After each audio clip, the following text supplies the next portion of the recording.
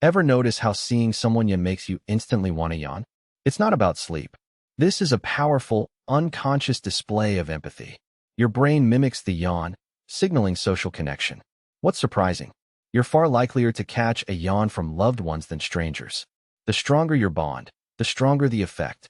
This empathy-driven behavior appears around age 4 or 5, as social understanding develops. So, a contagious yawn means you're literally reflecting a connection.